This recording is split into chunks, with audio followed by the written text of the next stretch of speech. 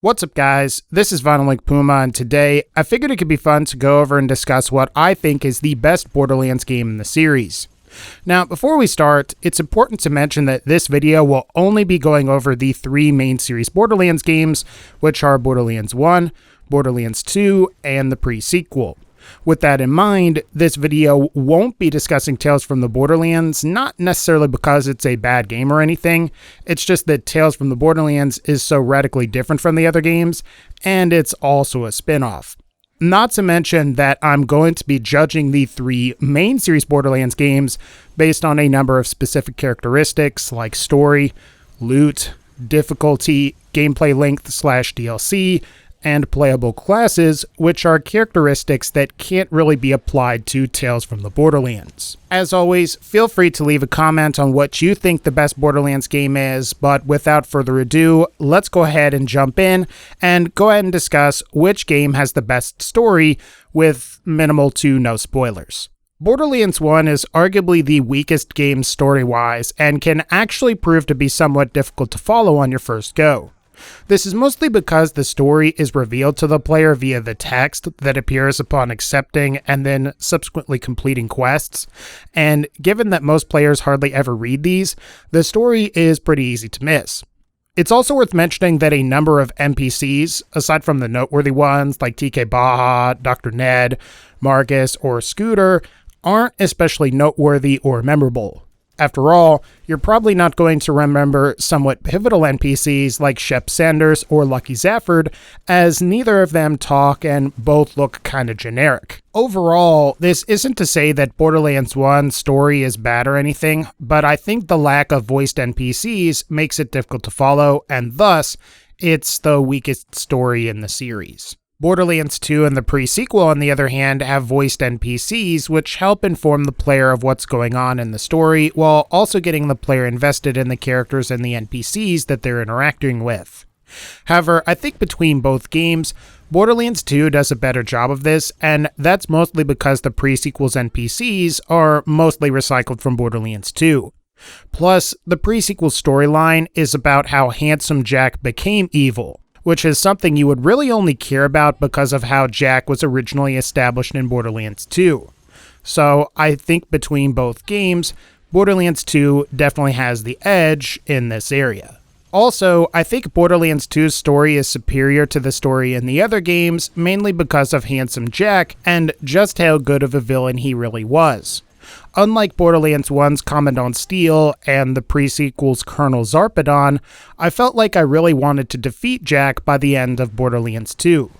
Plus, I also think that Jack's early introduction in the story and his continuous taunts are pretty great, and overall make him a far more memorable villain than the other two. So I guess to no one's surprise, if I am going to pick a winner here, it's definitely going to be Borderlands 2. After all, the game has a great story and very memorable NPCs, while Borderlands 1 has a story that's mostly hidden in text, and the pre-sequel story is really only relevant to players because of what happens in Borderlands 2. That's not to say that both games have bad stories per se, it's just I don't think that personally they are as good as Borderlands 2's. But let's jump into our next category, which is going to be the loot and loot system between all three of the games. Borderlands 2 and the pre-sequel are quite similar, while Borderlands 1 is entirely different. In Borderlands 2 and the pre-sequel, you have the conventional rarities like white, green, blue, purple, and orange legendary. The rarity of a weapon is usually determined by its body along with its barrel, so typically the higher quality body is on a given weapon, the higher tier rarity it is, which corresponds to better stats. While it's true that different weapon parts like grips, sights, and accessories can also affect a given weapon's performance, what actually determines what the weapon is its barrel. So in other words, what really makes a weapon like the Infinity Pistol is the unique Infinity Pistol barrel. The same can also be said of other weapons like the Unkempt Herald, the Norfleet, the Interfacer, Pimpernel, and various other unique weapons of various different weapon types and rarities, as these weapons are also defined by their unique barrel. Also, Borderlands 2 adds 2 rarity tiers above Legendary, which are the light blue Pearlescent and the pink Seraph rarities, while the pre-sequel just adds a pink Glitch rarity. The difference between the two games is that Borderlands 2's Pearlescent and Seraph weapons are additional unique weapons, much like you see in all of the games, while the pre-sequel's Glitch rarity are enhancements of normal, non-unique weapons that you could just find out in the wild. Sometimes you can get some unique glitch weapons like the Cutie Killer or the Heartful Splodger, but like with other unique weapons, these are typically defined by their corresponding barrel. In comparison, Borderlands 1's loot system is entirely different from Borderlands 2 and the pre-sequels. While it's true that Borderlands 1 has a similar rarity tier scheme to the other two games, one major difference is that Borderlands 1 features multiple rarity tiers for Legendary, as Legendaries can either be yellow, orange, or dark orange. It's also worth mentioning that unlike Borderlands 2 and the pre-sequel, unique weapons can be defined by more than just their barrel. As an example, the legendary Bulldog shotgun receives its special effects from its unique magazine piece, while the Tediore Savior receives its regenerative ammo effect from the weapon's body piece. Because this is the case, the quality and properties of these weapons can vary wildly, and as a result, it can actually make the loot system a lot more chaotic and interesting when compared to Borderlands 2. And if I'm going to declare a winner for this particular section, it's going to go to Borderlands 1. While the latter games may actually have more fascinating weapons, the way that the loot system was constructed in Borderlands 2 and the pre-sequel was a lot less complex, and allows for a lot less variety amongst individual weapons. And I think if Gearbox is going to implement a new loot system in future games, it might be a good idea to reintroduce some of the chaos that was present in the original Borderlands game's loot system. Alright, so for our next category, I want to talk about game length as well as DLC/add-on content. While game length is a pretty difficult thing to measure, it is worth mentioning that Borderlands 2 has the highest number of total missions excluding DLC, clocking in at about 129. Borderlands 1 is not far behind, clocking in at about 126, while the pre-sequel clocks in at a measly 73.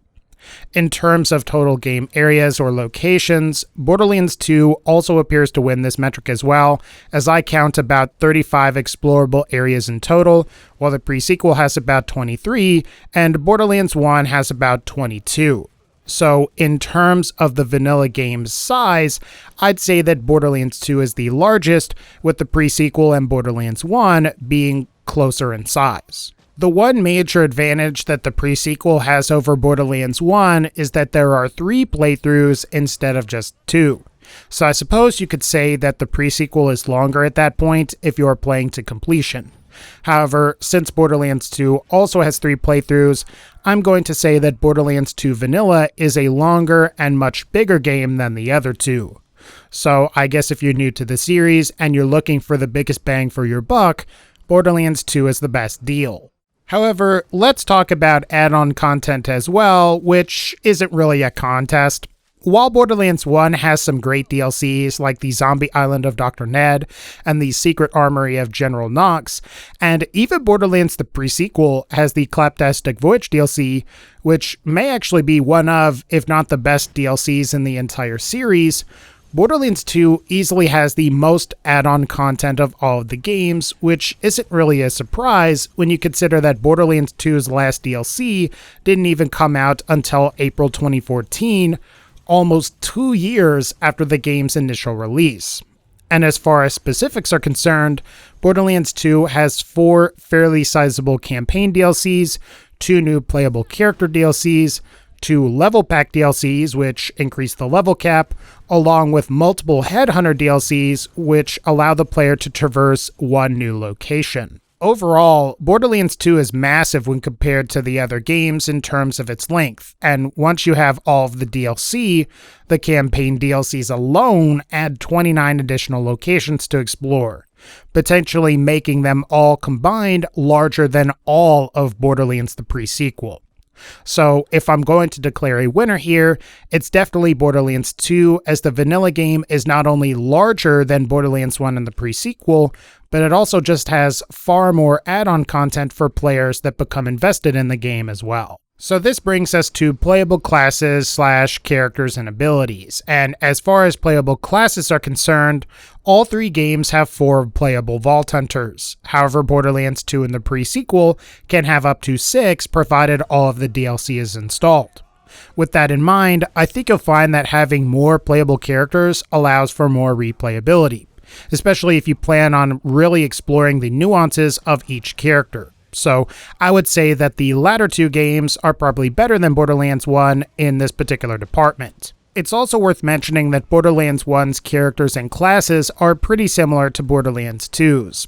After all, Mordecai and Zero play the role of Hunter, Lilith and Maya play the role of Siren, Axton and Roland play the role of Soldier, while Brick and Salvador play the role of Berserker. And while the Vault Hunter's abilities are far different between both games, especially when you compare Brick to Salvador, I suppose you could say in a certain sense that if you've used Borderlands 2's Vault Hunters, the original game's Vault Hunters are pretty similar to that. However, if you put Borderlands 2's playable characters head-to-head with the ones from the pre-sequel, I think you'll find that the pre-sequel's characters will come out on top.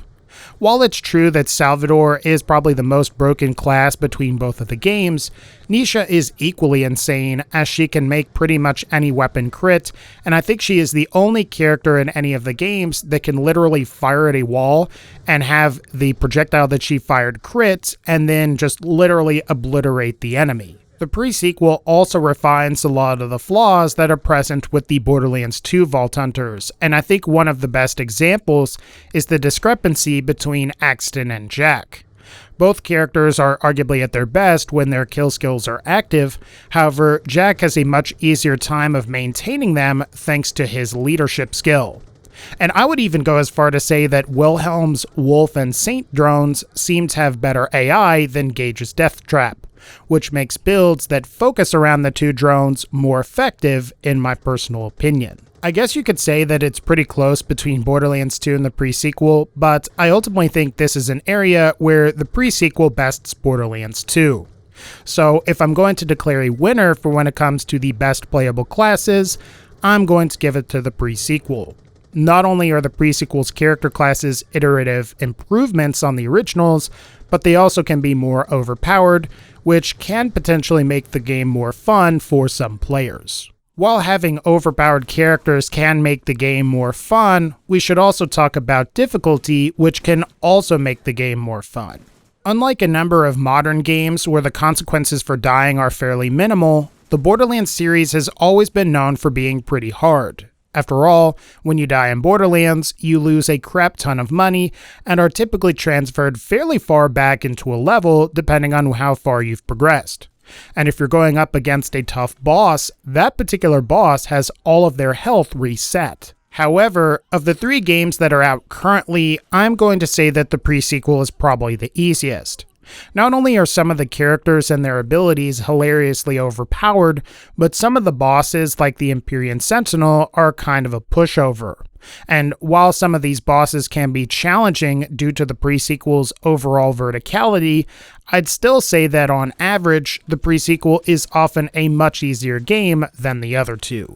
As far as Borderlands 1 is concerned, I'd say the most difficult aspect of the game is its fight for your life system. Unlike the other 2 games, which allow the player to move, Borderlands 1 doesn't allow the player to move while in fight for your life, meaning an enemy can feasibly shoot you and then disappear behind cover to make for an aggravating death. On the flip side, however, Borderlands 1's overall balance is more favorable to the player. After all, you can typically use weapons for 10 plus levels in some cases, and with the right equipment, most enemies can be defeated fairly easily. Borderlands 2, on the other hand, can prove to be oppressively difficult. While the first and second playthroughs can certainly present their own fair share of challenges, where things start to get really difficult is once you hit Ultimate Vault Hunter mode. Unlike the pre-sequel, where the same difficulty is more reasonably balanced, enemies in Ultimate Vault Hunter mode typically have quadrupled health and constant health regeneration in Borderlands 2.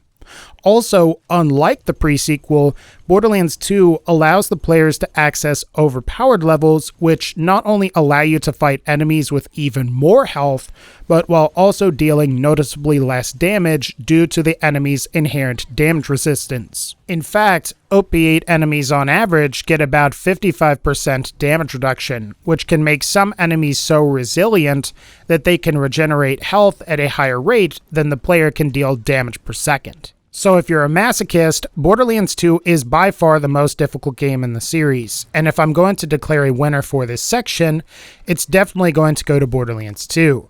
When you add the Ultimate Voltage mode and the OP levels together, Borderlands 2 is the most challenging game in the series, and this doesn't even include the crazy raid bosses from Borderlands 2 like Verastus or Deciduous, which again also puts it over the other two games when it comes to difficulty. Alright, so all of this brings us to my final verdict. Assuming you kept track of the score as I was going over these 5 different categories, it's pretty obvious that Borderlands 2 won, and if you want my recommendation, it's not only the best game in the series so far, but it's also the best place to start if you happen to be new to the series. However, with that said, if you find that you really get into Borderlands 2, you should really play the other games. After all, the pre-sequel expands on some of the backstory for Borderlands 2, while also featuring some of the most adventurous gameplay and most overpowered playable characters in the series. Borderlands 1, on the other hand, is the game that started it all, and arguably has the most interesting loot system in the series, even if it is a little dated graphically when it's compared to its successors.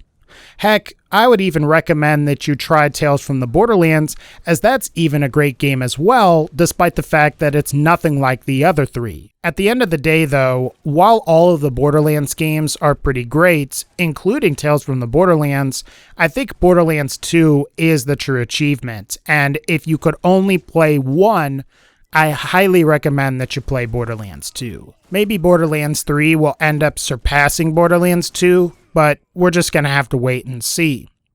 Otherwise, guys, I think that's going to wrap up this particular video. If you liked this video, feel free to leave a like, click the bell so you can be notified when I upload more videos, and as always, thank you all so much for supporting the channel, take care, and I'll see y'all in the next one.